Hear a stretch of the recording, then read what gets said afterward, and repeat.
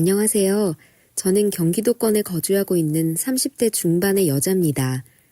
정말이지 시간은 눈코 뜰 새 없이 훅훅 지나가는 것 같네요. 연말이 다가오니 작년에 있었던 일이 또다시 떠올라 이렇게 사연을 보내게 됐어요. 다름 아닌 시어머니에 대한 이야기죠. 존재하는지도 몰랐던 시어머니가 불쑥 나타나 시댁을 뒤집어 놨어요. 아주 신명나게 말이에요. 그럼 지금부터 시어머니에 대한 이야기를 시작하도록 할게요. 잘 들어주세요. 이게 대체 무슨 일이냐? 어? 그 양반이 어떻게 갑자기 이렇게 돌아가셔? 아휴, 현철이 네가 결혼하니까는 이제 네 옆에 짝이 생겼으니 네 아버지가 마음 놓고 돌아가셨나 보다. 그래도 편찮으시지 않고 편안하게 돌아가셔서 다행이야. 정말 다행이다. 네가 아버지 몫까지 해서 소영이 잘 챙겨줘. 네 안사람이랑 같이 해서. 네, 그럼요. 말씀 감사합니다. 어서 식사 좀 하세요. 아침 일찍부터 오셨는데. 그나저나 그 사람 연락 없었어? 왜? 네 엄마 말이다. 그 여자 연락 없었는가 해서. 그런 사람 연락 와도 제가 안 받아요. 그리고 올 사람이었으면 진작에 왔겠죠. 너무 마음 쓰지 마세요. 결혼을 하고 얼마 지나지 않아서 시아버지가 돌아가셨어요. 다른 지병 같은 건 없으셨어요. 다만 시아버님께서 늦게 제 남편과 시누이를 낳으셔서 연세가 좀 있으셨죠. 그래도 어른들 말씀대로 편찮으시지 않게 돌아가셨다는 그것 하나만으로 저희 부부와 시누이는 마음을 놓을 수 있었네요. 그렇게 정신없이 장례를 치르고 있는데 웬 여자가 나타났죠. 그 여자는 빈소에 들어서자마자 엄청나게 대성통곡을 해댔습니다. 아이고 이 양반아.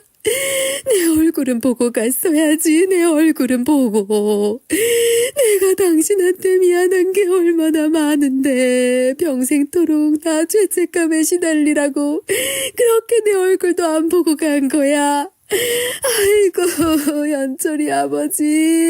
아이고 내가 당신한테 정말 죽을 죄지었어요 여보. 내가 당신한테 할 말이 없어. 정말 미안해 여보. 세상에 나 여보라니, 현철이 아버지라니. 저는 줄줄 흐르던 눈물이 쏙 들어갈 만큼 정말 깜짝 놀랐어요. 그리고 그건 남편과 시누이도 마찬가지였죠. 시아버지 영정사진을 보면서 오열을 쏟아내던 그 여자, 아니 시어머니는 이내 제 남편을 바라보며 조심스레 걸어왔어요. 그리고는 남편의 손을 붙잡고 남편의 얼굴을 쓰다듬기도 했죠. 아들, 우리 현철이 언제 이렇게 컸니? 내가 너 결혼했다는 소식은 들었어 이놈아. 아무리 엄마가 밉고 그랬어도 결혼식에도 안 부르면 어째? 사돈집에서 엄마 왜 안 왔냐고 안 물어보던? 무시당하진 않았어? 내 새끼가 언제 이렇게 컸어? 엄마? 엄마가 여긴 어떻게 왔어? 왜 왔어? 소영아 이리 와. 엄마 새끼 잘 있었어? 엄마가 왜 오기는. 당연히 네 아버지가 돌아가셨는데 엄마가 와야지. 세상에 네 아빠 어쩌면 엄마한테 이럴 수가 있니? 니들도 그렇다. 엄마한테 연락을 해줬어야지. 내가 니들 아빠 세상 뜨는 것도 못 보고. 아유. 정소영, 그 여자 손 놔. 너 세연이 옆으로 가 있어. 우리가 왜 그쪽한테 연락을 해요? 그쪽이랑 우리랑 대체 무슨 상관이라고. 자기 인생 살 거라고 어떤 논팽이랑 바람나서 자식이랑 남편 다 버려놓고 집 나간 여자한테 우리가 왜 연락을 해요? 나가요. 여기 와서 뭐 하려고 온 건지 모르겠는데 나가요! 남편은 자기 얼굴을 매만지고 손을 부여잡는 시어머니를 볼 때도 아무런 표정이 없더니만은 저렇게 차갑고 매정하게 시어머니에게 나가란 소리를 했어요. 남편과는 반대로 시누이는 눈물을 뚝뚝 흘리며 터덜터덜 제 옆으로 왔죠. 시아버지가 남편과 시누이의 아버지로서 계시는 동안 남편은 시누이 옆에서 자신이 어머니인 양 정말 알뜰살뜰히 키웠어요. 그래서 시누이도 제 남편을 정말 잘 따랐죠. 시어머니는 제 남편이 하는 이야기를 들으면서 무슨 드라마에 나오는 비련의 여주인공처럼 세상 처량한 표정을 지었습니다. 조금 과할 정도로 말이에요. 표정만 과한 게 아니라 말을 하는 것도 과하더군요. 저는 제가 연극을 보는 줄 알았다니까요. 그래, 내가 정말 니들 앞에 이렇게 서 있는 것도 면목 없는 일인 거 알아. 그런데 어떻게 내가 니들 아빠가 세상 떠난 걸 모른 척할 수가 있어. 나 그렇게 너희랑 너희 아빠 두고서 집 나가 살면서 단 한순간도 마음 편하게 살았던 적 없었다? 정말이야. 엄마가 정말 미안해. 내가 정말 미안하다. 아이고 세상에. 염치가 없어도 정도껏 없어야지. 현철이랑 소영이 쟤네들 중학생, 고등학생 한창 사춘기 시절에 바람나서 집 나가놓고는 뭘 이제 와서 어미 노릇을 하겠다는 거야? 나가! 니들은 뭐하고 있어? 저 여자 얼른 내보내라. 아이고 이 사람아, 여자 보는 눈이 어찌리 없었어. 아이고. 시어머니는 친척어른이 하시는 말씀에 순간적으로 표정이 변해서는 그 친척어른을 흘겼어요. 제가 그거 봤다니까요. 아주 순간적으로 온몸에 소름이 돋았죠. 시어머니는 당신에게 비난을 하는 친척어른들을 모른 척하며 오로지 제 남편과 시누이 그리고 저한테 초점을 뒀어요. 마치 니들은 내가 공략할 대상이 아니다. 내가 공략해야 할 곳은 여기다. 여기가 노다지니까 하는 것처럼 말이죠. 하지만 저희 남편 꿈쩍도 하지 않았습니다. 이제 와서 그게 무슨 소용이에요. 이제 와서 우리한테 미안하다고 하면 그게 없던 일이 됩니까? 됐으니까 왔으면 조용히 있다가 밥이나 먹고 나가요. 그렇게 우리가 찾아갔을 때 문전박대 해놓고는 이제 와서 뭐 하는 거예요? 뭐 콩고물이라도 떨어질 줄 아나 본데 그런 거 없으니까 그냥 조용히 있다가 나가요. 이제 와서 부모 대접 받을 생각 하지도 말고요. 그때는 내가 사정이 있었잖아. 응? 나도 그때는 내 가정이 있었고. 그러니까 자식이랑 남편 버려두고 나가서 새로 차린 가정에서 버림받을까 봐 나랑 소영이가 그 추운 겨울에 교복 입고서 손 꽁꽁 얹 채로 갔는데 뭐라고 했냐고요. 니들 아빠한테 가서 살아. 그리고 니들 나 없는 사람으로 여겨. 그게 당신이 자식이라고 찾아온 우리한테 했던 말이야. 그런데 이제 와서 뭐? 갑자기 죽을 병이라도 걸렸어요? 아니면 그쪽 집에서 쫓겨났어요? 뭐가 됐든 잘 됐네. 나는 이 나이까지 항상 빌었어요. 우리 버리고 간 그 여자가 평생 괴롭게 살게 해달라고. 그 소원 들어준 거면 잘 됐네. 왜요? 내가 막말하는 것 같아서 기가 차요? 자식한테 욕먹어서 기가 차냐고? 왜? 왜 기가 차? 나는 당신 내 엄마라고 생각한 적 없어. 그런데 내가 왜 당신 자식이야? 안 그래요? 장기 연애를 하고 결혼 생활을 해오면서 남편이 저렇게까지 화난 모습을 본 적이 없었어요. 그런데 전날 본 남편의 모습은 정말 차갑고 매정했죠. 남편은 시어머니한테 아는 척도 하지 말고 지금껏 살아온 것처럼 남남으로 지내자고 말을 했어요. 하지만 시누이는 달랐죠. 시어머니가 이러는 거 아니라면서 눈물바람을 날리며 뛰쳐나가자 시누이가 그 뒤를 따라 나섰어요. 그리고 한참 있다가 돌아와서는 눈물을 흘리며 제 남편에게 이야기를 하더군요. 오빠, 정말 미안한데 나는 엄마 온 게 너무 좋아. 엄마라도 이렇게 나타나줘서 나 결혼할 때 혼주석에 엄마가 앉아 있어줄 수 있고 나도 친정 엄마가 있게 되는 거잖아. 오빠가 나 좀 이해해줘. 내가 오빠랑 아빠한테는 정말 너무 미안한데 나 엄마가 와서 너무 좋아. 내가 정말 미안해 오빠. 네가 왜 미안해. 네가 미안해 할 일 아니야. 그런데 나는 그렇게 안 할 거야. 너한테 미리 얘기하는데 나랑 네 새언니는 그자 지금까지 그래왔던 것처럼 원래 없던 사람으로 생각하고 살 거야. 너한테 화나서 얘기하는 거 아니고 오빠 지금 멀쩡히 얘기하는 거야. 내 말 무슨 뜻인지 알지? 네가 무슨 말 하는지는 우리도 알았어. 그러니까 괜찮아. 시누이 본인은 시모와 가깝게 지낼 것이라고 얘기를 하는데 저 역시도 같은 여자로서 친정부모님이 있다는 것이 얼마나 큰 힘인지 알기에 시누이를 이해할 수 있었어요. 남편도 시누이의 의견을 존중했죠. 하지만 남편과 저는 시어머니라는 사람을 인정하지 않고 남으로 대하고 살고 시누이는 시어머니의 존재를 인정하며 가깝게 지내며 살기로 하는 거라며 나름의 타협안을 찾았어요. 하지만 역시가 역시라고 남편이 시어머니를 경계했던 데에는 다 이유가 있었죠. 언니, 나 너무 떨리는 거 있죠? 언니도 오빠랑 결혼 준비하면서 상견례 할 때 이렇게 떨었어요? 그때 내 기억으로 언니랑 오빠는 되게 잘했던 것 같은데 아휴, 수능 볼 때보다 더 떨리는 것 같아요. 괜찮아요, 아가씨. 나랑 오빠도 상견례 날 엄청 긴장했었어요. 그런데 금방 지나가더라고요. 그나저나 어머니랑은 계속 연락 드리고 지내죠? 잘 지내시죠? 시누이의 본격적인 결혼을 앞두고 상견례 날을 잡던 시기였어요. 신우이와 워낙에 가깝게 지냈던 터라 별별 연락을 다 하고 지냈거든요. 그러면서 자연스레 시어머니 이야기가 나왔죠. 신우이는 잠시 망설이다가 제게 이야기를 했어요. 네, 잘 지내시죠? 저 언니, 실은 엄마가 언니 연락처 알고 싶다고 해서 제가 알려드렸어요. 다른 연락은 안 할 거고 그냥 오빠 소식 궁금할 때 오빠한테 연락하면 오빠가 안 받을 거 아니까 언니한테 정말 가끔 물어보고 싶을 때 정말 가끔 연락해보고 싶다고 하셔서요. 언니한테 미리 물어보고 알려드렸어야 하는데 죄송해요. 네, 신우이가 시어머니한테 제 연락처를 알려준 것이었어요. 사실 당황스럽지 않다면 그건 거짓말이죠.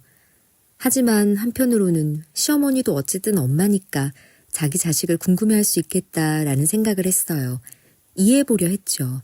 그리고 정말로 얼마 지나지 않아 시어머니가 제게 연락을 해왔어요. 할 말이 있다면서 꼭 한번 보고 싶다고 말이에요. 그냥 나한테라도 가깝게 지내자고 말씀하시려나 보다라는 생각이 들더라고요. 그래서 별 생각 없이 밥이나 먹을 생각으로 시어머니와의 약속 장소에 나갔네요.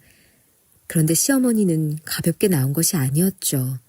너도 알다시피 우리 소영이도 그렇고 소영이 남편들에도 그렇고 둘 다 의사잖니? 그쪽 집안 얘기 들어보나 마나 어지간히 빵빵한 모양일 것 같은데 상견례 때 내가 꼴리게 나가면 우리 소영이 면이 안 서잖아.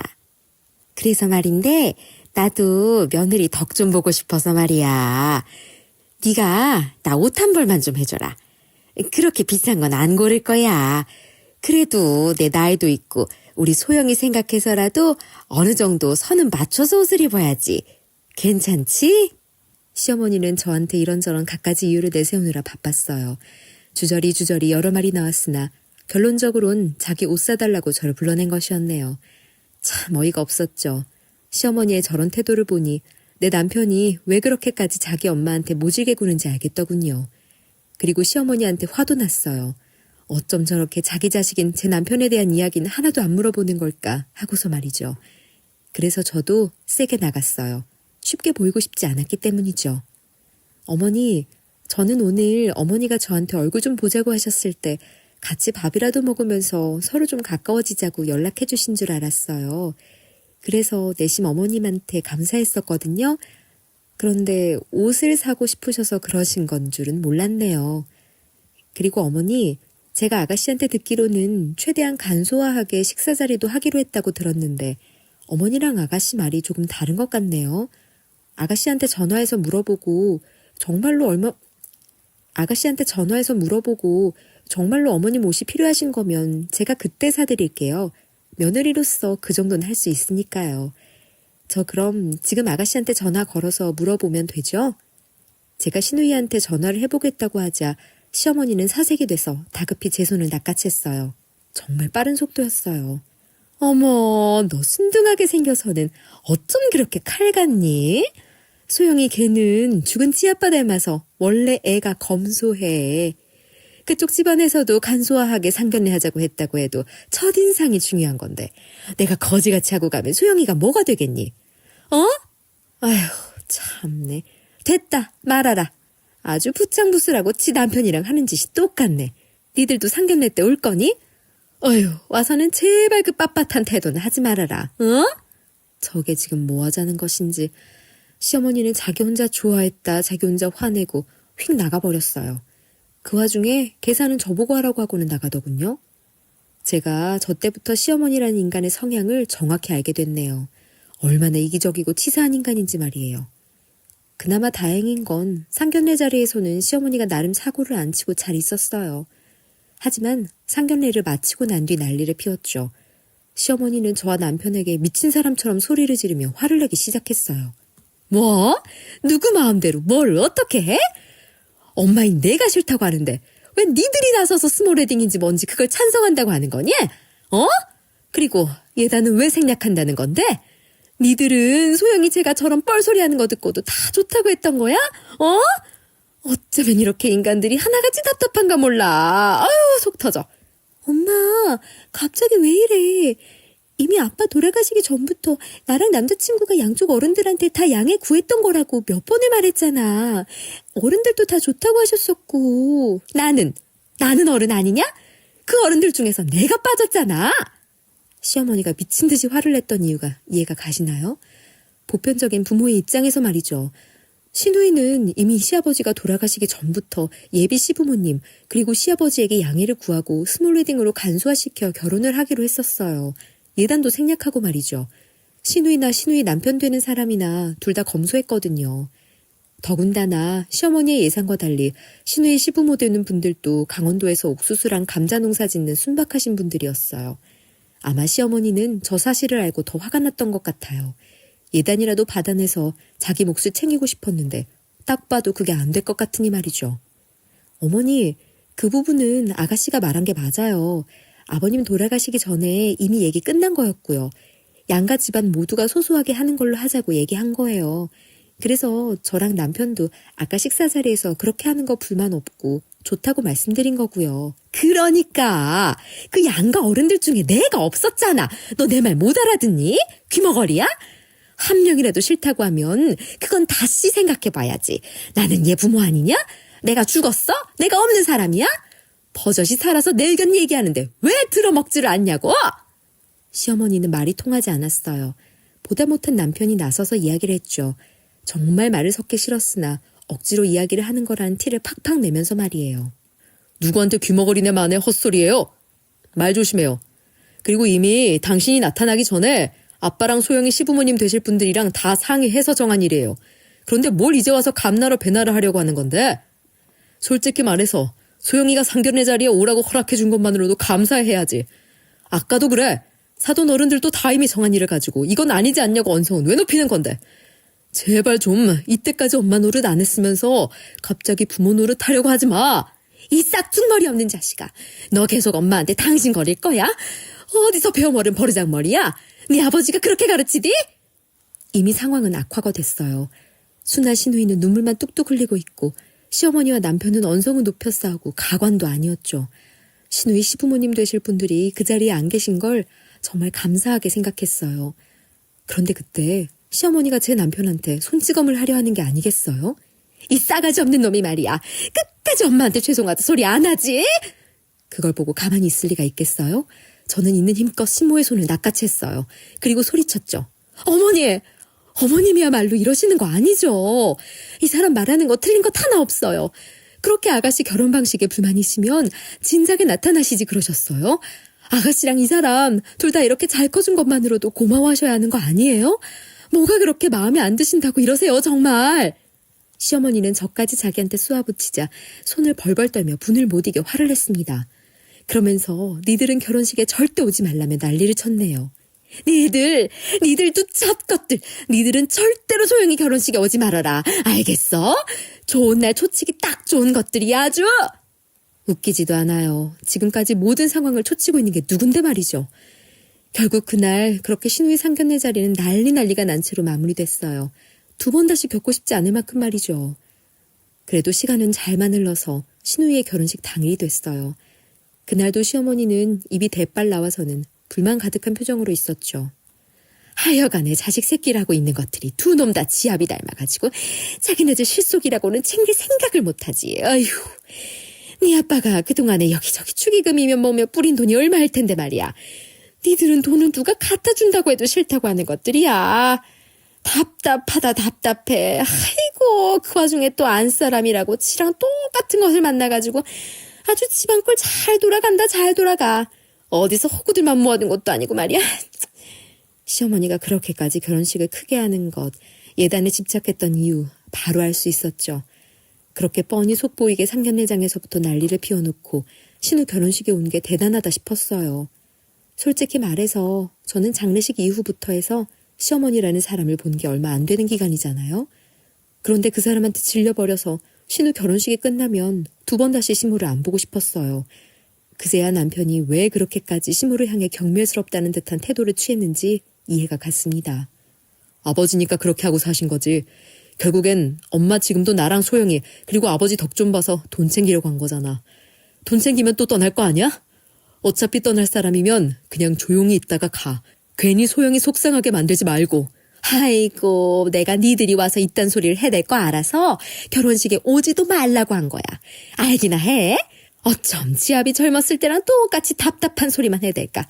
야, 나도 너랑 말 섞기 싫어. 그러니까 너 가서 네 볼 일이나 봐. 참다 못한 남편이 세게 말을 하자 시어머니 역시 지지 않았죠.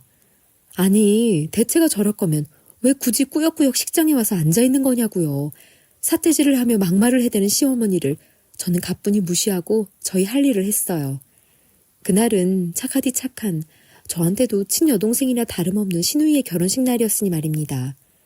소중한 시누이의 결혼식 날을 지켜주고 싶었거든요. 시누이도 저희 부부가 오자 그제야 안심한 듯 했어요. 언니, 와줘서 정말 고마워요. 언니랑 오빠 안 오면 어쩌나 나 정말 걱정 많이 했어요. 정말 고마워요, 언니. 으이그, 내가 아가씨 결혼식에 왜 안 와요? 누구 결혼식인데. 당연히 와야죠. 오늘 아가씨 정말 예쁜 거 알죠? 그러니까 눈물 흘리지 말고 예쁘게 들어가요. 알았죠? 드레스를 입은 시누이는 참 예뻤어요. 시누이는 제 손을 꼭 잡고 눈물을 글썽거렸어요. 남편 얼굴을 보고도 눈물을 글썽거리는 거 마찬가지였죠.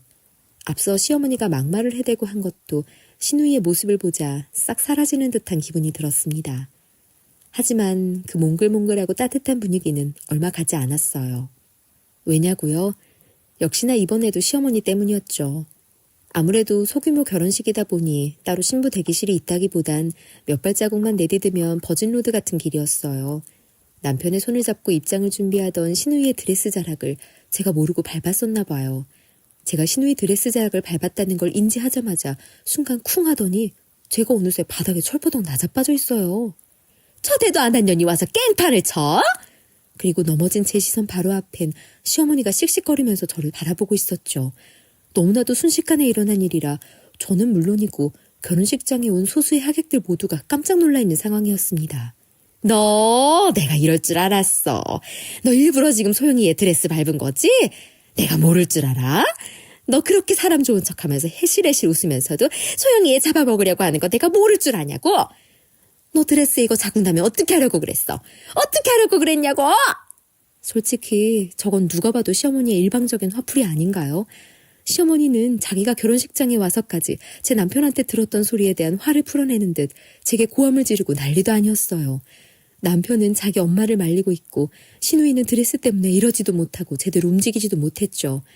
그런데 그 순간 누군가 제 이름을 부르며 달려왔어요. 그건 바로 시누이의 주례를 봐주기로 했던 주례 선생님이었죠. 아이고 이진씨, 이게 대체 무슨 일이야? 응? 저는 제 이름을 부르며 넘어진 제게 손을 내밀어 일으키려 하는 그 사람의 얼굴을 봤고 당황할 수밖에 없었어요. 그분은 바로 시누이 병원의 병원장님이었거든요. 더군다나 저는 그 병원장님과 아주 잘 알고 있는 사이였어요. 어떻게 알고 있는 것이냐고요? 그건 제가 신우 병원에 갔었을 때 벌어진 일이었죠.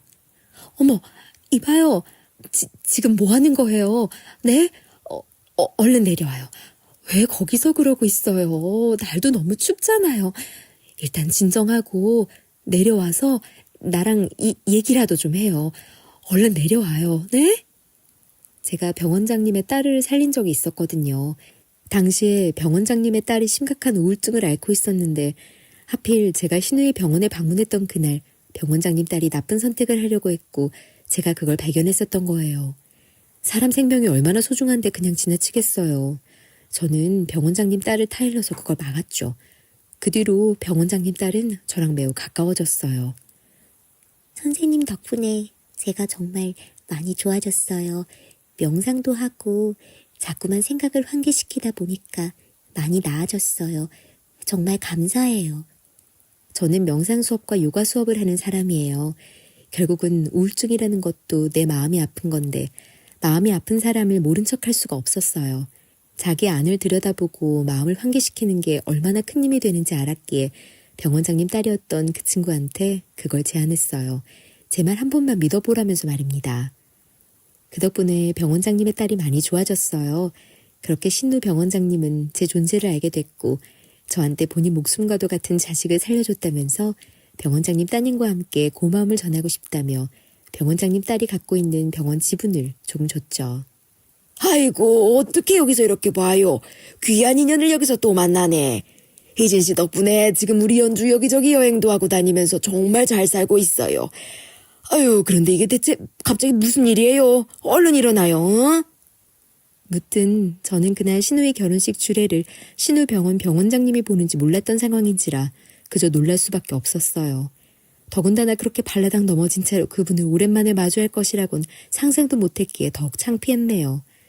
병원장님이 저를 보며 반가워하자 신우와 신우 남편은 어리둥절해했고 병원장님은 저의 인연에 대해 말해주었어요. 그리고 주례에서도 제 이야기를 했죠. 여러분, 귀인이 인생에 있다는 말 아시지요? 저는 오늘 저희 딸아이의 목숨을 구해준 귀인을 제가 아끼고 존중하는 후배들의 결혼식에서 만나게 됐습니다. 그들의 가족으로 말이지요. 그러면서 결혼식이 끝나고 식사를 하러 장소를 옮기면서 본격적으로 모든 진실이 드러나게 됐어요. 제가 병원 지분을 갖게 됐다는 사실까지 말이죠. 남편은 이미 알고 있었던 부분이라 남편과 저를 제외한 모든 시댁 식구들이 깜짝 놀랐어요. 충분히 놀랄만한 일이긴 하니 말입니다. 그 와중에 시어머니가 아주 깜짝 놀랐어요. 저는 아직도 시어머니의 그 순간적인 음흉한 미소를 잊지 못합니다. 깜짝 놀라는 것도 잠시 시어머니는 이내 아주 음흉한 미소를 지었거든요. 그리고 그 다음부터 시어머니는 뭔가 작심이라도 한 듯 결혼식 이후부터 제게 알랑방귀를 끼어대기 시작했습니다.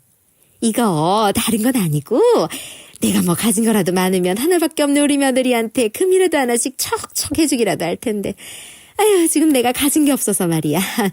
그래도 내가 우리 희진이한테 뭐라도 해주고 싶어서 이것저것 해왔어. 사양하지 말고 집에 가지고 가서 끼니 때 꺼내서 먹어. 니들 둘 다 바깥 일하는데 밥까지 해 먹으려면 그게 얼마나 일이겠니, 안 그래?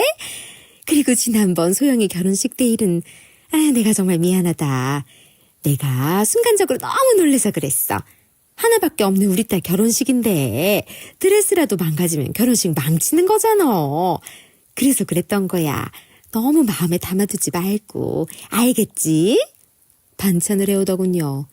그 와중에 반찬 그거 사서 온 것이었다는 사실 어떠세요? 뭐 예쁜 용기에 담아서 주고 싶었다면서 일회용 반찬 용기에 담아다 주셨는데 반찬 몇 개에 떼담한 가격표가 붙어 있었죠.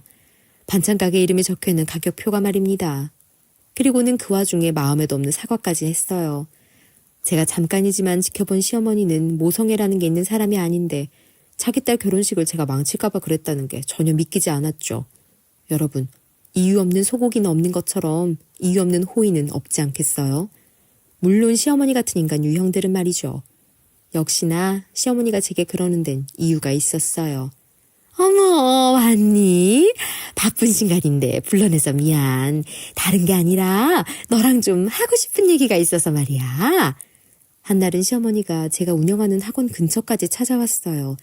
그리고는 제게 온갖 불쌍한 표정을 다 지으면서 서류를 몇 장 내보이더군요. 무슨 서류인가 하고 가만히 들여다보니 그 서류는 시어머니의 채무 내역이 빼곡히 적혀있는 서류였습니다. 대체 집을 나가 있으면서 무슨 짓을 하고 다닌 것인지 채무가 어마어마하더군요. 이미 너도 뭐 나한테 기대하는 거 없고 하는 거 다 아니까는 내가 제안 하나 하려고 말이야.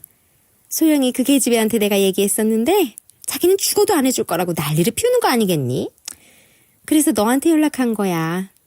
나 이거 빚 좀 갚아줘라. 그럼 내가 니들 인생에 다시는 안 나타날게.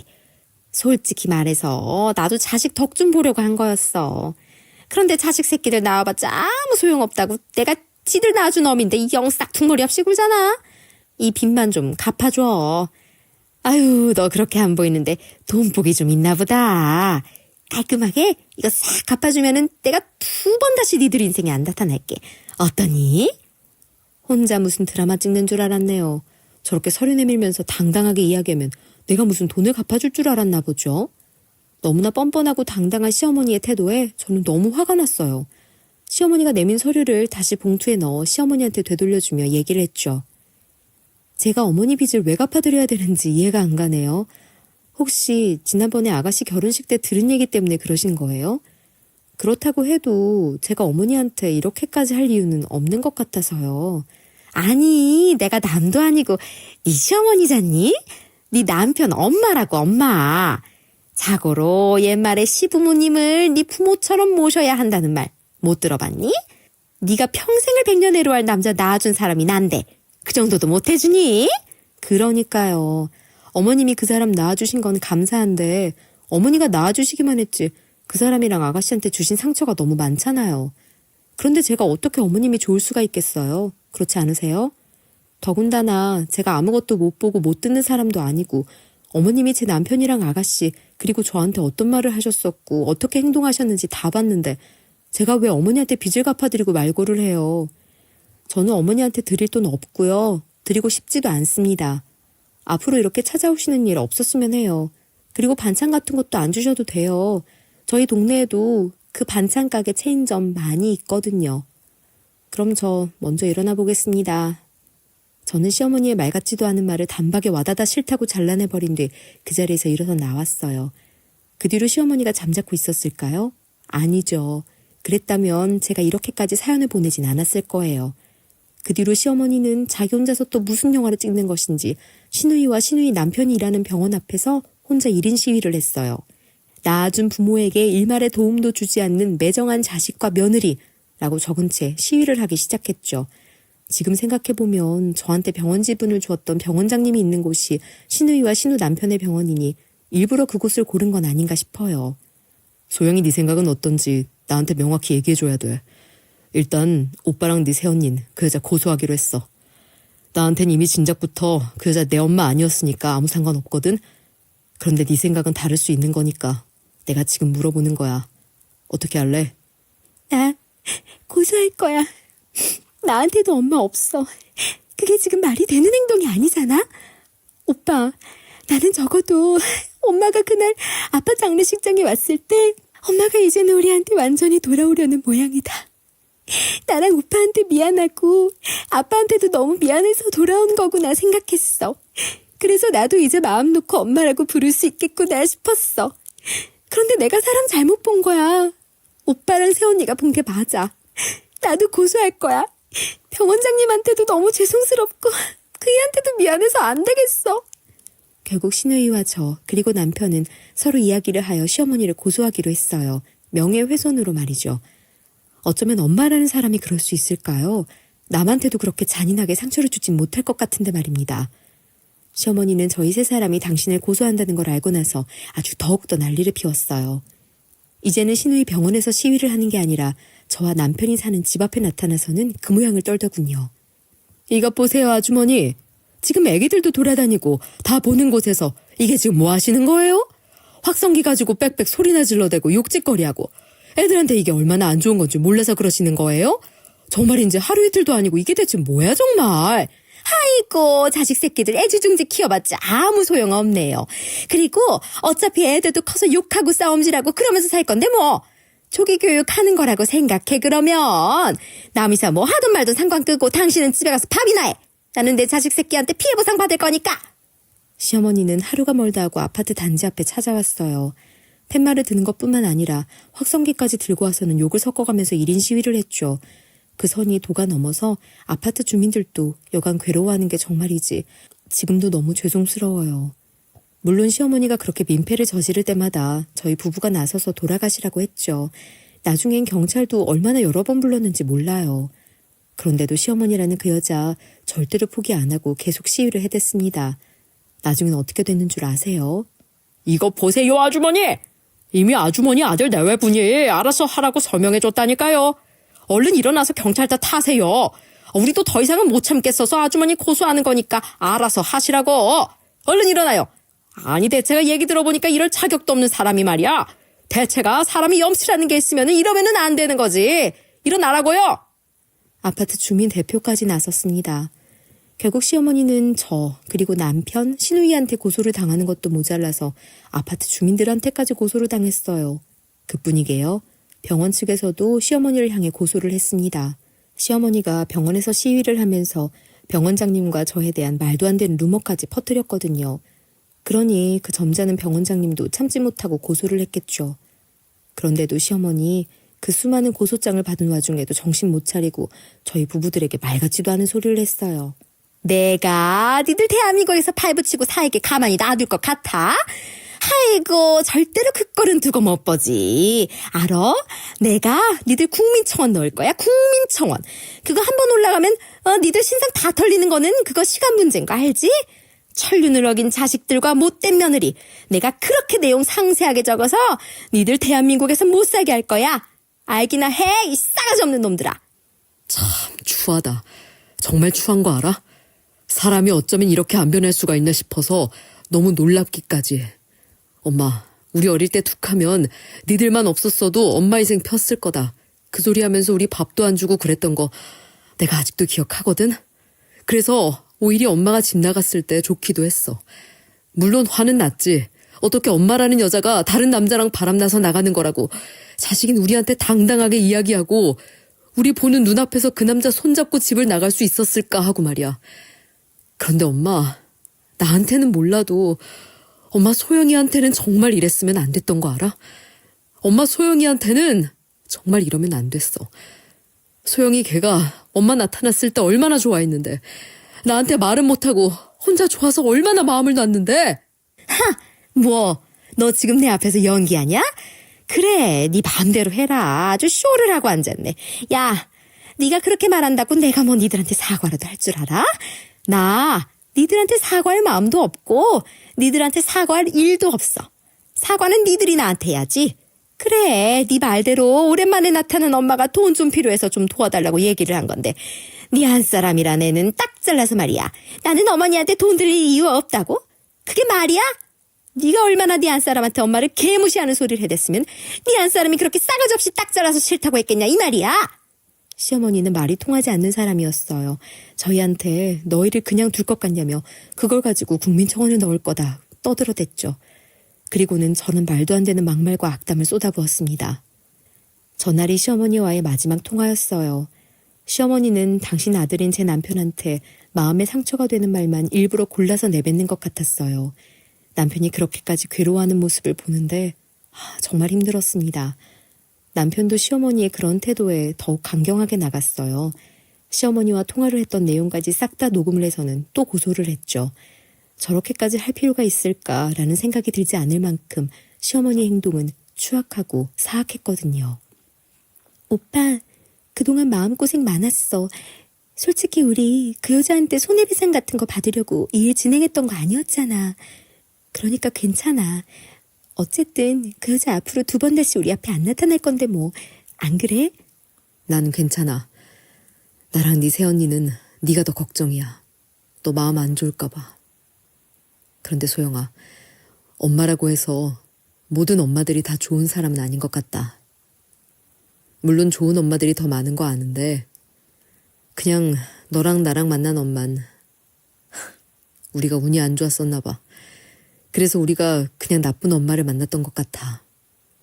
그러니까 소영아, 네가 뭔가를 잘못한 것도 아니고 내가 잘못한 것도 아니고 그냥 우리가 그런 엄마를 엄마라고 만났던 거니까 네가 어떠한 자책도 안 했으면 좋겠다. 오빠 말 무슨 말인지 이해할 거라고 믿어.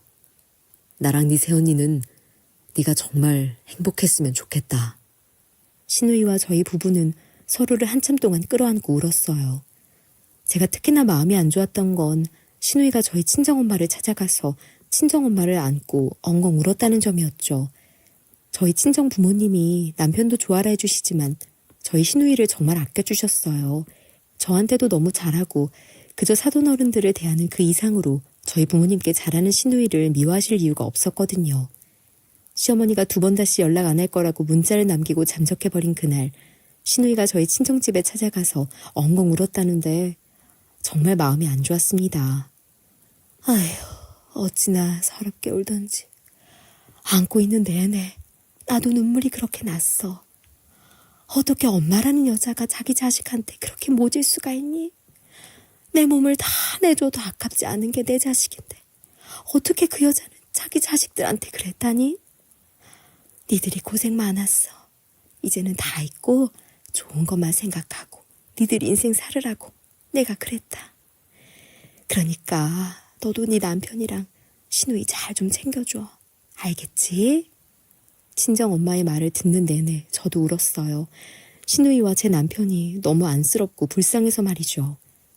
시어머니가 그렇게 온 집안을 헤집고 떠난 뒤 저희들은 너무 잘 지내고 있습니다. 시누이 부부랑 저희 부부 사이가 워낙에 좋아서 함께 놀러도 다니고 있어요. 명절이면 신우네 부부는 저희 친정에 오고 저희 부부도 시누이 시댁에 놀러 가기도 하며 서로 잘 지내고 있습니다. 2024년엔 시누이랑 제가 시기 비슷하게 아이를 가져보는 건 어떨까 우스갯소리도 했네요. 아이들도 저희처럼 사이좋게 지냈으면 해서 말이에요. 혹 때려다 혹 붙인 격으로 빚을 갚기는커녕 빚이 더 늘어난 상태로 우리 곁을 떠난 시어머니, 그리고 다시 행복을 찾은 저희 네 사람의 이야기는 여기까지였습니다. 길었던 이야기 들어주셔서 정말 감사해요. 모두 행복한 연말 보내세요.